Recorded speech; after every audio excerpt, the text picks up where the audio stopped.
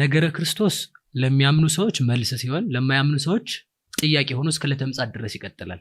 ስለዚህ የነገረ ክርስቶስ ትምህርት መልሱ ራሱ ክርስቶስ ነው፣ ጥያቄውም ራሱ ነው መልሶ ማለት ነው።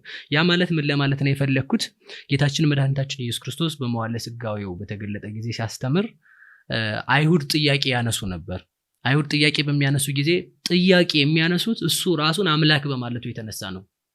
የአብ ልጅ ነኝ ስለሚላቸው አንተ ክርስቶስ ከሆንክ የአብ ልጅ እንዴት ትሆናለህ? ምክንያቱም ዘለኒነ ነአምር አባሁ ወእሞ፣ እናትና አባቱን እናውቅ አይደል?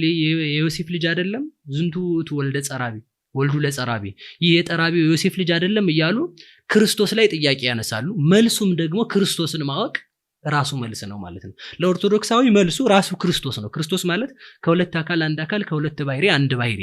ያ ማለት ክርስቶስ ማለት ከሁለት አካል አንድ አካል ከሁለት ባህሪ አንድ ባህሪ ነው ብለን ስንናገር ምን ማለታችን ነው ከተባለ ሩቅ ቃል ስጋን ያልተዋሃደ ሩቅ ቃል አለ። የቃል ከስጋ ጋር መዋሃድ ነው። ስለዚህ ቃል በምላት ስጋን ተዋህዷል። ስጋ ደግሞ ቃልን ሲዋሃድ ምን ተብሏል?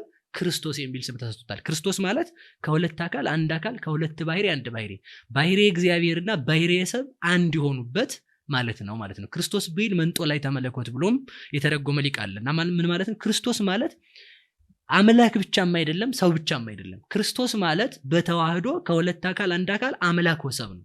አምላክ ወሰብ ማለት ሰውም አምላክም፣ አምላክ ብቻ አይደለም ሰው ብቻ አይደለም። እና በዚህ እንደው ነገረ ክርስቶስ ካል እንደው ለመግቢያ ያህል እንደዚህ ብናደርገው የተሻለ ነው።